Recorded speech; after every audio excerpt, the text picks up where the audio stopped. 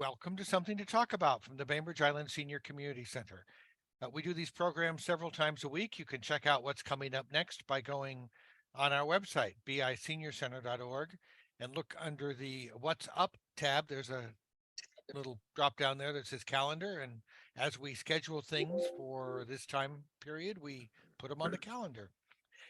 Fieldstone Communities of Bainbridge Island is our sponsor, and they provide memory care, and they're nearing completion of assisted living and independent living up on Rolling Bay. To learn more, to get a tour, to find out about their day stay and respite programs, call this number 360-4314.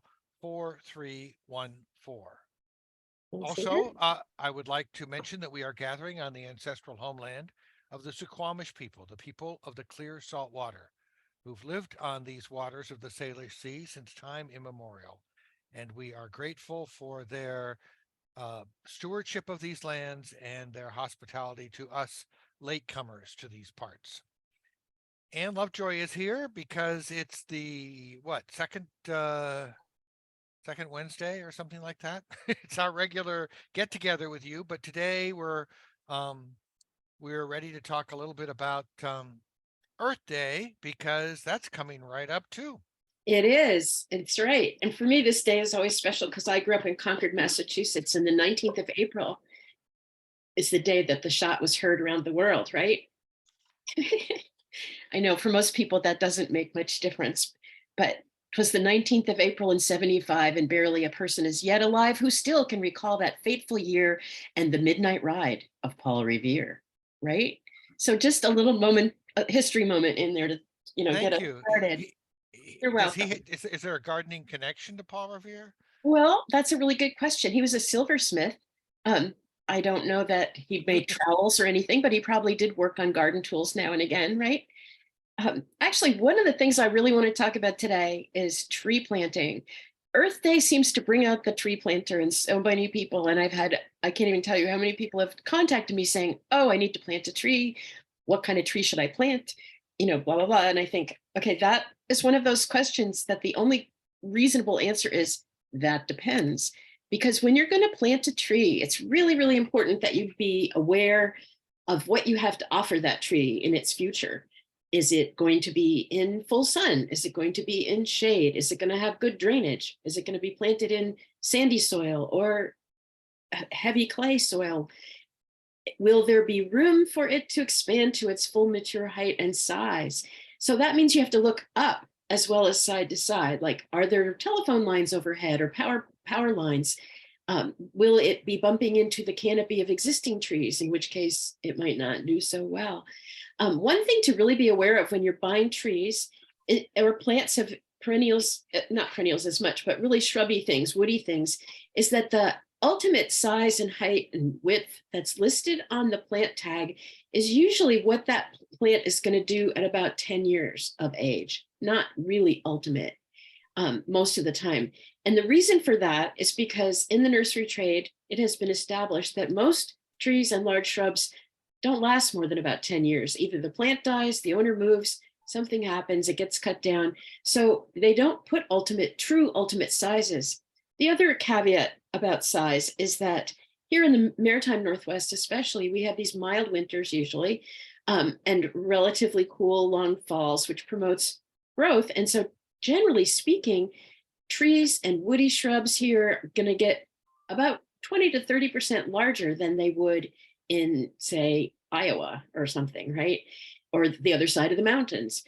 So when you're thinking about what kind of tree you want, it's really, really important to think about how much space you truly have to dedicate to that tree.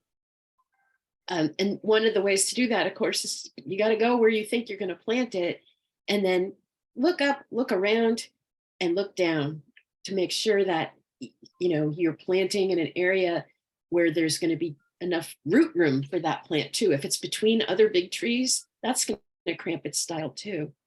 Does that make sense? Yeah. Indeed, it does. And I'm also thinking about there's probably some trees that might do fairly well together, that you might have trees of varying heights.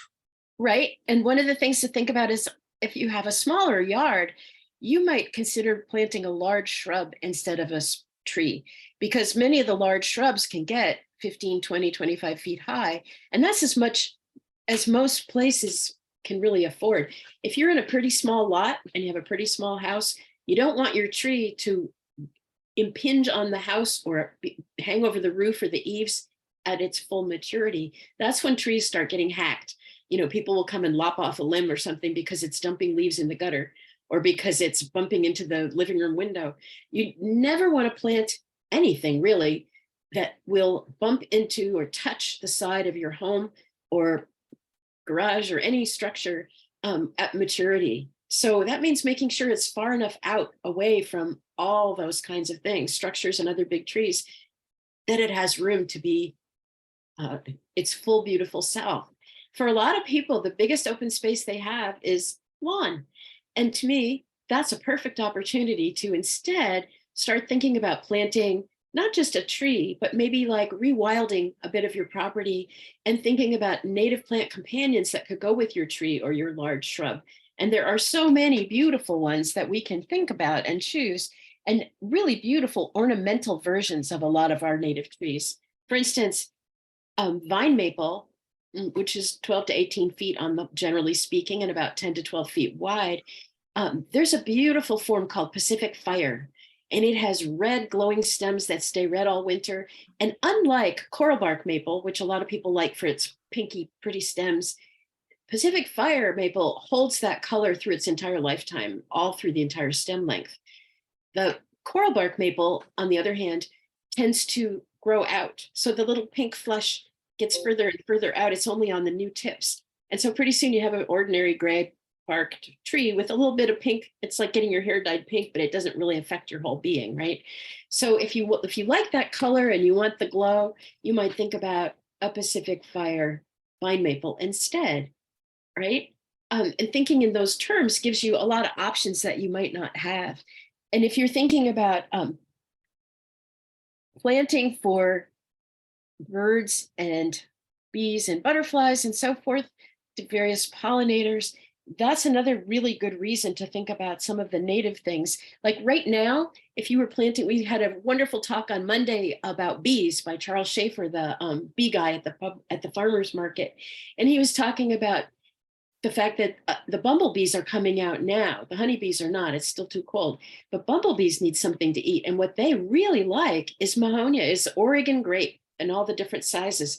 You can get Oregon grape that's 18 inches tall, or that's 6 to 10 feet tall, depending on the type and the species. So Oregon grape is a wonderful one to add to your yard if you're interested in promoting pollinator well-being and encouraging those early bees, right? And their brilliant yellow flowers are very, very fragrant, which is really nice for us as well as for those bees, right? Another one to think about is the Western serviceberry, because those have small but profuse flowers that also are very pollinator friendly. And then when the berries form, the birds really like those. You know, native critters of all kinds, pollinators and on up, are all adapted to eat native plants, right? So the more native stuff we put in for them, the more opportunities we're offering them. It's like giving them a nice bed and breakfast or a smorgasbord to choose from. Would both of those work along a edge of a property or near Oh, a yeah. fence or something? Yeah, exactly. And they would also do fine in part shade, or even actually in fairly significant shade. They'll be more bloomy, more floriferous if they get a little more sun. But those are both good plants for partial sun or even more shade.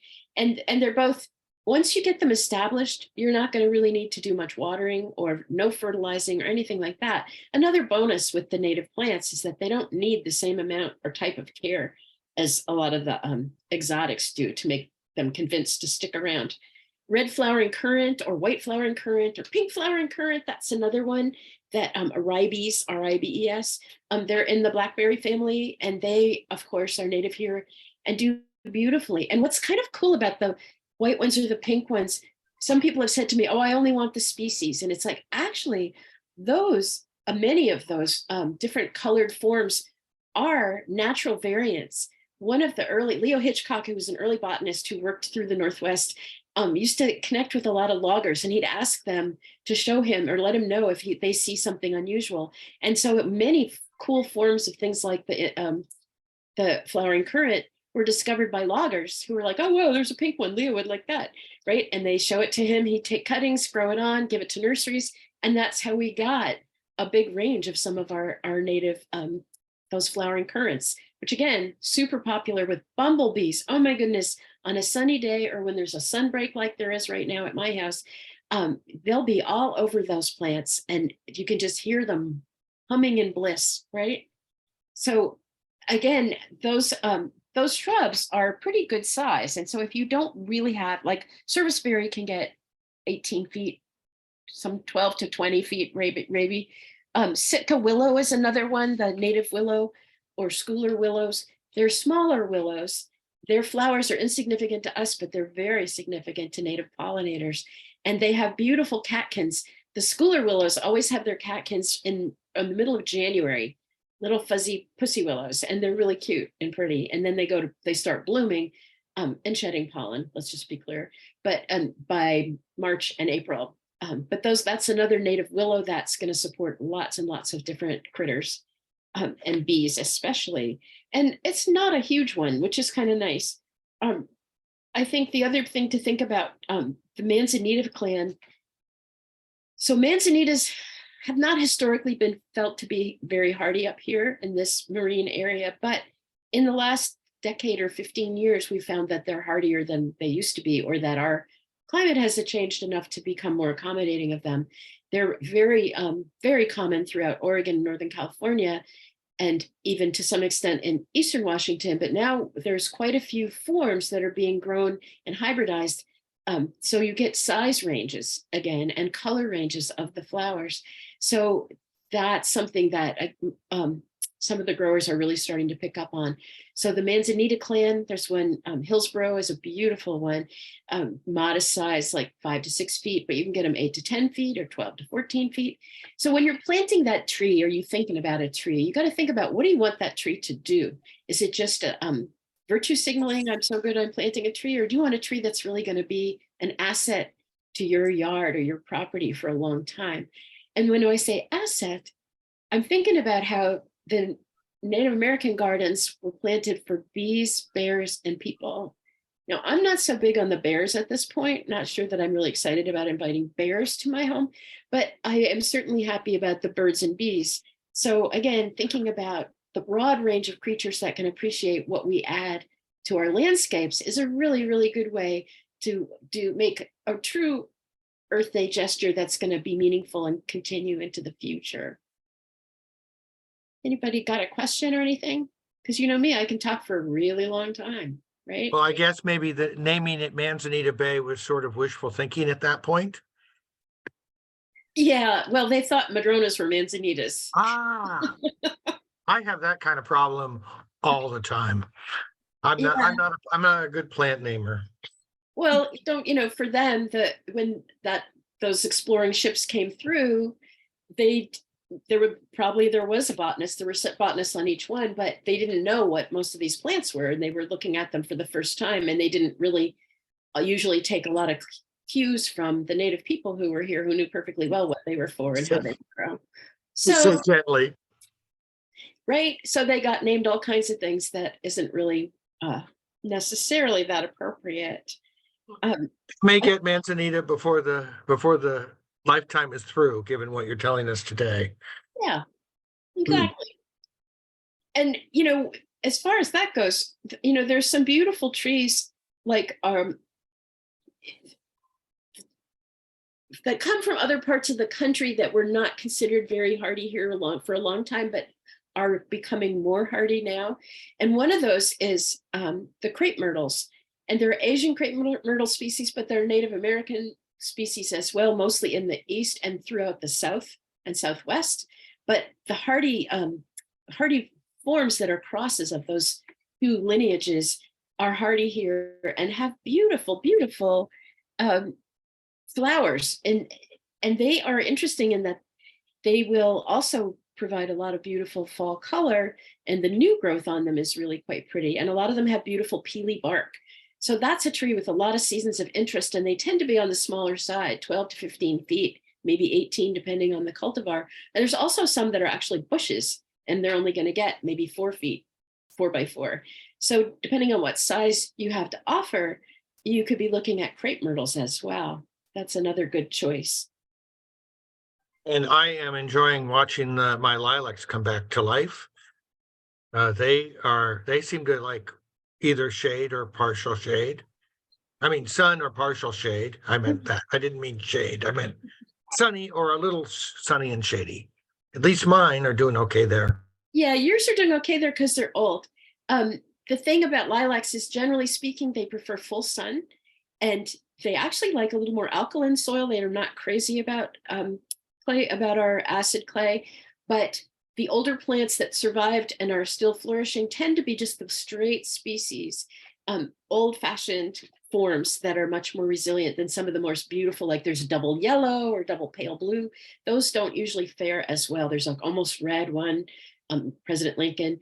But the ones that will be the most persistent here in our area are going to be more of the plain lilacs or the little bit deeper purples, but not so much the fancy doubles and things.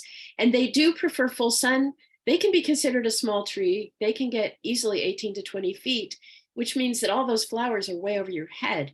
That's something to consider with lilacs, that if you're actually thinking about enjoying the fragrance and seeing the flowers up close instead of out of your second or third story window, then you probably want to look for some of the smaller varieties like Miss Kim or other forms that are crossed with the Korean species. And that species is a lot shorter and smaller. The individual clusters of blooms are smaller, but the fragrance is just as strong, and they're really lovely. They're all pretty much in the lilac to sort of light pink range, but that's a better choice for a smaller garden. And they're also, all of them are shade tolerant for afternoon shade, but they really like morning sun, and they really would do best in full sun. Does that make sense? Yeah, and actually the ones that are in the shady part have afternoon shade and not so much. Anyway, that's good to know. And I know that we get a lot of bees and hummingbirds and snooping around those lilac trees or Well, the other bushes. thing that you'll notice on lilacs is, if you don't clip all the heads off after they bloom, they'll put out seeds, and then you'll get flocks of little birds, little seed eaters, who are going to come and eat all those seeds through the fall, which is kind of fun too, and even into the winter time. So And it has the bonus of you don't have to feel bad about leaving your messy lilac tree, as you have been teaching us over and over again. Yeah, I think instead of messy, you think of, that it's an ecological bonus, right? I think we really have to refigure the way we view the world and the way we think about the our impact on the world and our yard's impact on the world, because that tidy thing is really death to in a lot of ways. Monoculture of turf with nothing interrupting it is basically not just useless, it's a water hog. It requires chemicals and chemical fertilizers that get washed off and start polluting the water. Kitsap County has put out its first full water report in a long time, and it's posted on the chat, I believe. Is that not so, Reed? Or you were going to? It will be. Sorry, Okay. I can do that. But it's an interesting read, because one of the things to think about is, the Suquamish tribe they have been water protectors for time immemorial, right? And because they're fisher folk and they have a thriving fishery business, water quality is really important to them. But it's been less important to a lot of other people who just don't really necessarily see the connection to the whole ecological system. So I think for all of us to learn more about water quality and issues with that, this is a really good document that I think would make good reading for a family, right? Look at that, sampling results by stream. You can see, and Bainbridge is included, right? There's a lot of great information on here. And I just think, again, it's sort of part of our civic duty, I guess, to be water protectors, as well as careful users of water, right? And one of the reasons I like to talk so much about native plants is because once they're established, that magic phrase, once established, they don't need the kind of water volume that many of our other plants do. That the exotic just means not from here. So you might not think of a peony or, an ash tree as being exotic exactly, but they are exotic in the sense that they're not native to the maritime Northwest. And so looking more at plants that are is going to give us a lot of great information about plants that don't need as much water and will sort of be naturally filtering water as well. And one thing you'll also see on that website is volunteer opportunities to be cleaning up beaches, to be helping with beach walking and looking at and doing inspections for like the green fiddler crabs and things like that. So that's a great Earth Day opportunity as well. The tribe also has a number of opportunities for volunteers. And so in the Suquamish community is doing a big volunteer Earth Day event. Here on Bainbridge, there are quite a few as well. Parks and Rec's got a fair of talking of some of those opportunities, but it's also just a great day to walk around the neighborhood and pick up trash and walk around the beach. Find the closest beach and take a bag and pick up all the junk you find. Because again, every little bit we do is really helpful. And it just helps us kind of cement those ideas in our consciousness that it's our responsibility, it's our earth, it's our beach, right? We got to take a little ownership, even if it isn't technically ours, right? I've noticed there's a lot of, there's been over the years, various adopt a road initiatives to kind of take a section of road and have a family or service group take care of it by going out once a month or at least once a quarter and picking up all the trash. And if you talk to the county Department of Natural Resources, they have, they can help you follow that and provide bags and things like that, and then pick up the bags. So all those things are great opportunities to be of service. Barbara, you're muted.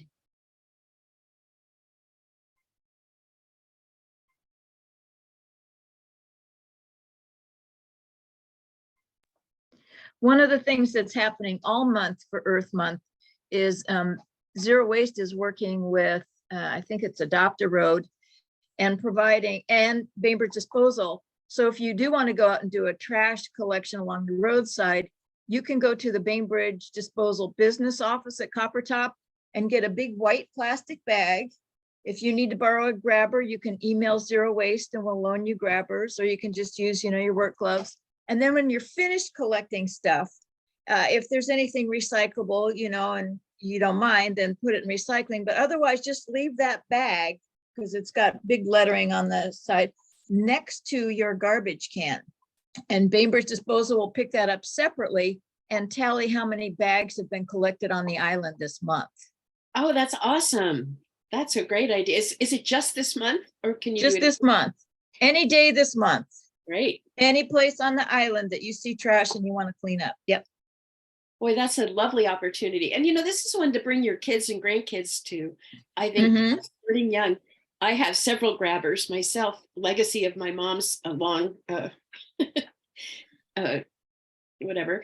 And I think the grandkids really love picking stuff up with those grabbers. It's like they huge. love them. Yeah. So that would be a fun. They're robots or something. Well, there are those robot arms. We've used those, right?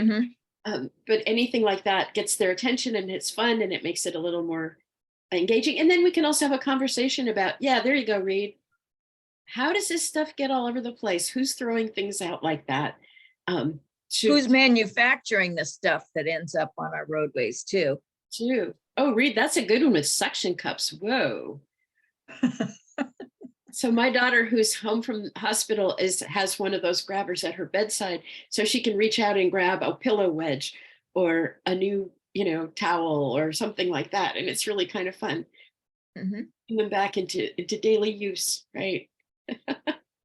And even any of us, like if you're not so super good at bending and stooping anymore, those grabbers are a really nice way to be able to pick up the junk and not have to get down and not quite perhaps be able to get back up so well, right? Yes.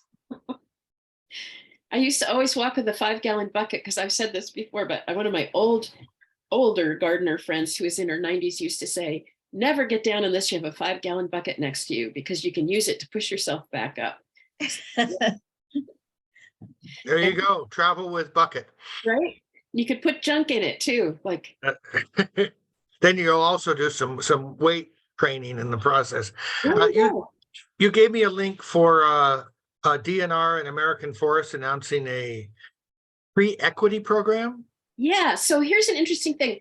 So City of Seattle used to have like 40% tree canopy coverage, and it's lost a huge amount of that in recent years to development and various accidents and has not been replanting. So they've been deciding to get engaged in this national program, which is going to be about a tree equity. I kind of love that because it's like it's acknowledging how valuable trees are, not just in terms of their beauty, but because of air quality, because of cooling in hot summers, because of offering, food and shelter to birds and other kinds of critters. Trees are hugely important to all of us, and we need to really be thinking about when you take a tree down, what are you going to replace it with?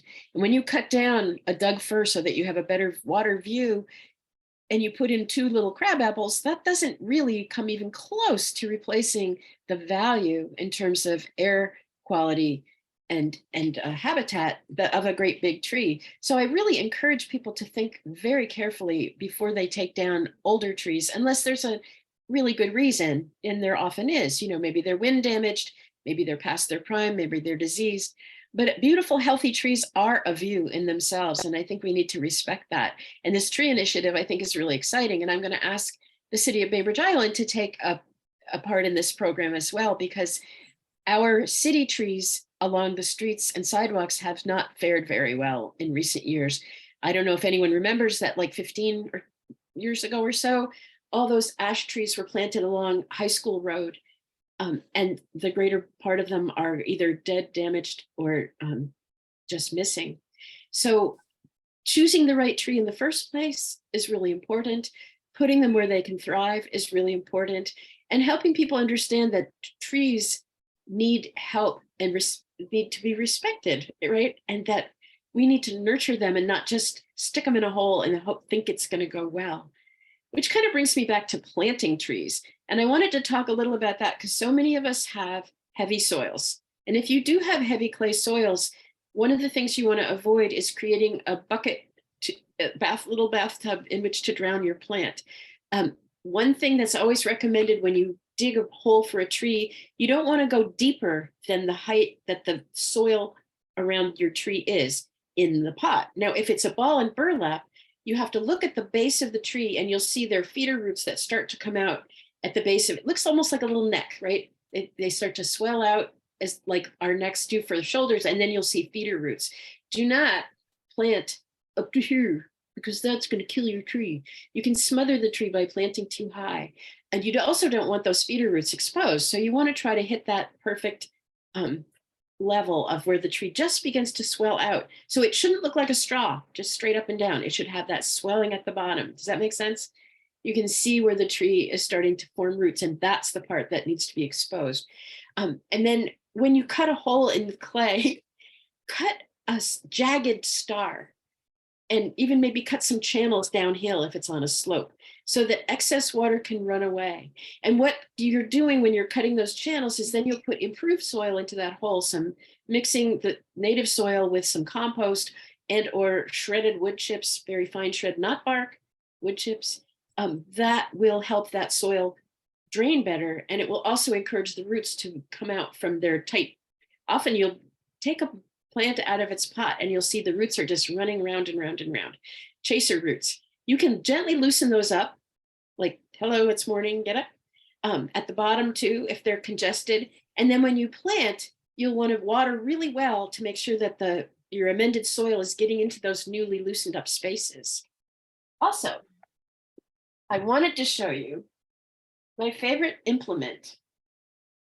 This is called a root slayer. Ooh. If you can see, it has teeth I mean, this root, this has chops. It has a very sharp edge, and the edge is wedged. See, so that you really get some traction with this thing. And it's got great step-on ledges, so you can put your weight behind it, which in my case is considerable. And that will help you really dig down and make a decent hole without killing yourself. Even, as we get older, that shovel's heavy, but it's going to do a lot of the downward work for you, right? So a heavy, big a shovel like that is really as good as having somebody help you. The cool thing about those shovels too is it goes through gravel, which is amazing, right? These are awesome tools. And I think that they'll help us stay active gardeners quite a bit longer. The better your tools, the better you are able to do the kind of tasks you want. Yeah, that root slayer shovel, there quite a lot of places carry them. And if you don't find them locally, you can usually get them at like Lowe's, I think. But I'd look around online. I don't know, they're about $50 to $50, something like that, which is a little more than you would pay for just a regular shovel, but not much. And they're really a good investment because they are seriously going to last a long, long time. Thanks for that. I know that, here's a note about them. Ahern says, root slayer keeps me gardening for 2 years. The best tool. Yep, exactly. Thank you, Karen. That's right. I think I've had mine about 2 years as well. And several of my friends have bought them because they're just such great resource. They're really like it's like having a helper. Another thing I wanted to talk a little about when I'm talking about native plants, we have native perennials and native annuals as well as trees and shrubs. And a lot of times, like the Ed Hume Company, I get a lot of my lettuce and things. I like Ed seeds because their germination rate is fantastic and they're reasonably priced. And they have a really good range. And a lot of them are organic, which is really great. But he also has like baby blue eyes and what I call the fried egg flower, limnanthes. He carries a number of native annuals that are really bright and beautiful, as well as California poppies in different colors. And again, those are natural selections. They've been crossbred by hand by people who notice color variations. And you can select by, if you cast out a bunch of seed of some of those mixtures like Thai silk, if any of the just plain orange ones that come up, pull the whole plant out. And that way, because the plain orange or the plain yellow are going to dominate. So if you're trying to get a beautiful seed mixture of pinks and lavenders and reds, anytime you see an orange one, pull it out and don't let it go to seed. And that way you'll start propagating your own mixture of different colors and shades of those California poppies, which is really kind of fun. The California lilac is another shrub that I really recommend. Is Ceanothus. And Ceanothus is native really in Northern California up through Oregon into Washington and along some of the coasts and into the islands. And there, again, a lot of different forms and sizes. So you could get a ground cover one like Point Reyes, which is about maybe 3 inches high and it can be 3 to 4 feet wide, right? That's a great one, covered with beautiful blue flowers that will be absolutely packed with not just bees, but all kinds of pollinators. And again, birds come and eat those seeds. So that, and then Victoria is a bigger, tough form. That's Victoria Ceanothus is very hardy, cold hardy, and it gets 8 to 10 feet high and about that same width. So that's another big shrub that you could put in. That's great, gorgeous, beautiful, softer blue flowers. And they are, as I say, really hardy. And there are lots of them, like Puget Blue was a natural selection that was found in Puget Sound area. So that's another great choice. Yeah, there you go. And you can see that one, that's kind of a pale one. Ceanothus americanus has softer colored flowers, but the native ones on this coast are mostly the blues and purples. But yeah, they're native throughout America, actually. Pretty cool. And that kind of shrub is really fun. I think part of the reason people maybe hesitate to do native gardening is because they think it's all boring and green. But getting to know some of the flowering shrubs will help you kind of change your mind about that. One of my favorites is that mock orange. We have a Western mock orange with white creamy white flowers, incredibly fragrant, as much as any of the Asian ones. And again, it's got seeds that birds will enjoy. It's very attractive to all the native pollinators. And it gets 8 or 10 feet high and just smells like heaven in late spring, early summer. So it's the Western mock orange. That's another excellent choice for a small yard. Oh, or big yard is really as far as that goes, right?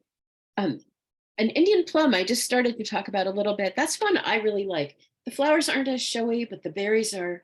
It's the one in the spring. It's one of the first ones. All the leaves will be sticking up, these little pale green leaves, and the flowers droop down like that.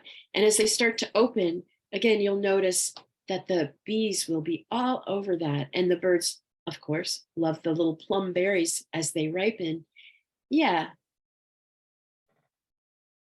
So this one is about 6 to 8 feet max, and sometimes smaller depending on the amount of room you have to offer it. But it's a great one for bringing in the birds, and growing your own bird food is a really nice way to avoid the whole thing of having to clean the feeders all the time and worrying about whether you're spreading diseases for birds, because the bird feed that we grow doesn't have those issues, right? Hardy fuchsias, they're not native here, but oh my gosh, they do so well. And that's another one that you can find many, many sizes of, and sizes and shapes from hanging basket types to shrubs that'll be 8 or 10 feet. Most of them come from temperate mountain areas in Peru and Chile, and they're pretty tough and they're pretty cold resistant. A lot of people thought they lost all theirs after the big cold snaps in recent years, but they've come back beautifully. So, that's one you can think about adding in to any garden for a touch of long-term color. Those will bloom and bloom and bloom and bloom and bloom. So they may not be native, but all the generalist pollinators will be all over those flowers, right? Including hummingbirds, which are very fond of them. Hummingbirds are great generalists. They're not that picky about what they'll take pollen and nectar wherever they can find it, right? On Monday, They'll work their way around your native yard, right? If you do it right. Yeah, that's the thing. On Monday, our bee guide Charles was talking about how some of the native species of bees are very specialist. They like for the squash family or the blueberry family. So anything in that blueberry family, they'll be happy about it, whether it's true native or not. So that means heathers and heaths and things like that will get visited by those blueberry family bees. But a lot of our native bees, the bumbles, are mostly very cosmopolitan in their taste, and they're happy to, again, visit whatever you have to offer. So if you put in hardy herbs like lavender, rosemary, and again, rosemary is a great one for, there's rosemaries that can be 6 to 8 feet tall and 3 to 4 feet wide, like Miss Jessic's upright. Those will be very attractive through the year because a lot of them bloom sporadically all year long, not just a big bloom in summer. So that's another long bloomer to kind of think about adding. Rosemary and lavender, of course, is just really a summer bloomer. But again, you might see birds eating the seeds of that if you leave the stems. If you don't want that to happen on the stems of the lavender, if you shear it back about 25% every year after the bloom, it will be bushier and last longer, live longer, because sometimes they just bloom themselves out.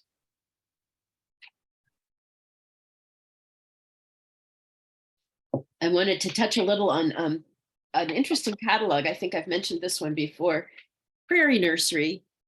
And Prairie Nursery is, of course, from Wisconsin. But one of the interesting things about the prairie plants is that many of them are acclimated to dry summers. And we don't think about that. And there are also a lot of them, like, best planting for clay soils. So, and there's beautiful, beautiful things to choose from. And it's a great guide for thinking about how to adapt our plants to need less water, even if they're not necessarily our own natives, right? Looking to prairie plants because they put out roots that can be 30 to 60 feet deep, right? Rivaled only by a horsetail. But those are really good ones to think about. The Western redbud, I wanted to say a little about that too, because that's another really beautiful small tree, 12 to 18 feet with really lovely full flowers that are going to be visited by hummingbirds as well as bees and so forth. We do have some native rose species like Nootka rose and Western rose. They're mostly small, delicate flowers, pink or pale, pale to rich pink, I'd say. And they don't bloom as heavily in shade, but they're very shade tolerant. So it's a really nice one for people with heavy shade gardens. You can put those in and they'll still get the birds and the bees coming in to sample those roses, and they still smell sweet, even though they wouldn't be as profuse. But if you have a sunnier spot, you can put in rugosa roses, and they're actually Japanese from the islands, areas off Japan, but they're salt tolerant, wind tolerant, don't mind sandy soils, and they have the biggest hips with the most vitamin C of any rose species. So they're really popular with, bears as well as other creatures, if you're interested in those bears, right? Big with bees, big with birds, and nice for making tea. You could, that's where rose hips for tea and jam come from. Yeah, these rose hips are really quite lovely in themselves, and they last a long time. I used to make wreaths at wintertime with rose hips, with sprays of rose hips and twigs, and they're easy to take care of. They have very few, almost no disease problems, and deer don't really eat them as much because they're pretty spiny, which is kind of nice. So unlike the beautiful hybrid teas that are deer snacks, these are much more resilient.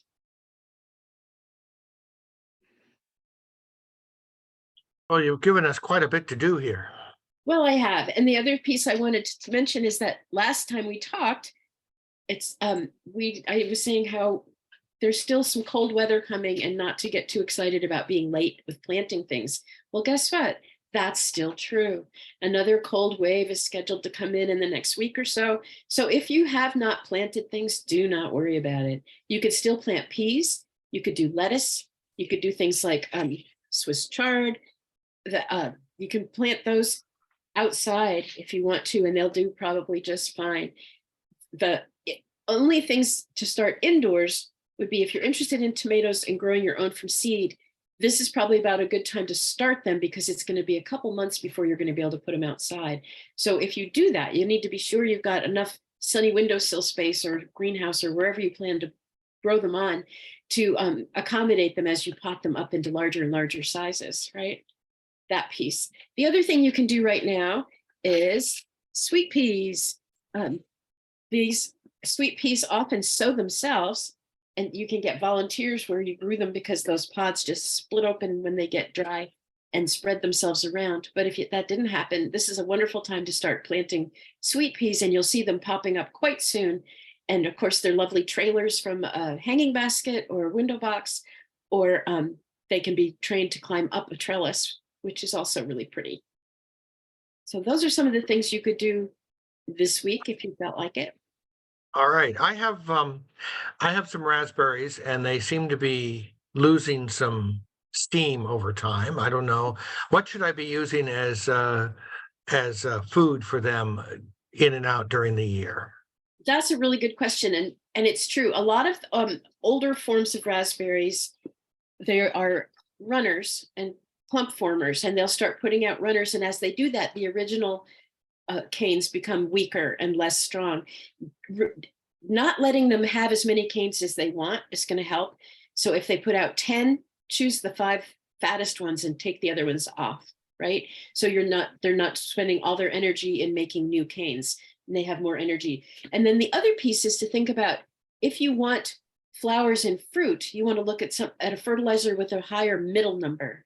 So you're not going to put on so much nitrogen, which is it's NPK, right? So nitrogen is the first number.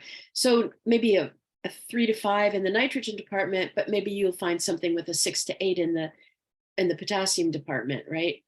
And that will help encourage fruiting and flowering. The other thing, of course, is always putting down more compost twice a year, spring and fall. And that's a good neutral feeder source. But the other thing that you can think about adding is some liquid kelp, or kelp powder, if you prefer it. But the seaweed extracts are really good for, they're not super nutrition heavy, like they're not a really high number, but they have a lot of minerals and they have a lot of trace minerals. And sometimes when the soil has been supporting one kind of plant for a long, long time, it can get exhausted of some of those trace elements and minerals that are really important for good flavor and good production. The other thing that can happen, but usually takes longer than that, is something called rose sickness. And the rose family, which includes raspberries, is notorious for stripping minerals out of the soil and exhausting them. And so one of the things you might look for is, are there other rose family plants nearby that are exhibiting similar slackness? And if so, it might be time to even maybe bring in a little more fresh topsoil. Now those raspberry canes, you can put around, you can add a few inches of soil to them and they will not mind that at all. That is something that's always okay with them. You don't have to worry about their necks. They just keep going. They just keep going. And by the way, that's true for fuchsias too. Hardy fuchsias, if you plant them deeper than usual, like most perennials that they always say, right to the crown, but don't bury the crown or they'll smother. Well, hardy fuchsias are one that can do just great when they're a few inches deeper than they were in the pot. And that gives them some degree of cold protection too, which is nice. So that's one that, you don't have to worry so much about the height of, or the depth of how you're planting them. Does that make sense? And then, Yes. there's also some good, Dr. Earth has a really nice line of fertilizers that are very moderate in their range. So they're not pumping out all the nitrogen and making everything grow too fast, but they're balanced in a nice way. And I like those. And some of the Whitney Farms fertilizers are also good and fairly moderate. Because I think that's a big part of the, when you dump on the chemical fertilizers that are high numbers, that often gives your plants a false sense of excitement. And you just get wild. And then they're putting way too much into producing stems and foliage and not enough into doing the flowers and fruit that we're actually looking for. And vegetables especially, you don't want to pump them up too much, except for tomatoes, which are gross feeders, and they like a lot of everything. So those tomato fertilizers that have higher numbers, that's actually a thing. So I personally instead of that, tend to use a combination of coffee grounds, which are quite high in nitrogen, and alfalfa, which alfalfa combined with compost or animal manures is synergistic and is going to release. So if you put some dairy manure down and some alfalfa on top of that, you'll get a much higher synergistic release of nutrients than you would from either one by itself. Would I do that now in anticipation? I'm going to plant tomatoes there in 3 months or something? Yep, you can start doing that now. And yeah, it's a really good idea to start prepping out those beds. The other crop I'm growing that I don't know if I mentioned this last time or not, but from Prairie Nursery, I got starts of vanilla sweetgrass, which is the basket grass that, of course, is talked about in that book, Braiding Sweetgrass. And it used to be prolific around here, and it hasn't been in use that much, or it fell out of use for decades, and now is starting to come back. But one of the things we can do is grow it on in our gardens and then share clumps of it or plant it out in native areas along wetlands, the side of ponds. They're a kind of often found as hardy marginals along the margins of streams and ponds. And those are a good place to start restocking them and giving them back to the earth, and maybe they'll flourish again and be used as basket plants again. Where did you get those starts? From Prairie Nursery. Okay, thanks. That's that same catalog I showed you. As far as I know, it's one of the very few places that does. And one of the cool things, if you read that book, Braiding Sweetgrass, the author talks about how they did a study. The elders were asking her to figure out why some of it was failing in some areas, and was it because they were harvesting it wrong? And there are two ways to harvest, either to cut chunks or to pull parts off the plant from the outer side. And the grad student who went through this whole process said, actually, both are good, but the one thing that's really not good for that plant is to be left completely alone. It needs to be divided, or it doesn't flourish, because it's become domesticated because of thousands of years of use. And then in neglect, it can't support itself, like corn. or like some of the squashes, domesticated plant lines are not able to maintain themselves in nature anymore. They need the hand of people to help them out. Mm. So if you plant sweetgrass, you got to plan to use it or pass it to somebody who will, right? Thank you very much, Anne. I really appreciate it. What a wealth of information this month. I really appreciate it. That's a lot to, as I said, a lot to chew on. And eventually, if we do it right, we'll have stuff to chew on in the fall. That's right. Exactly right. So time to go ahead and plant those peas, even if you forgot, and go ahead and plant that lettuce. All those things are ready to roar.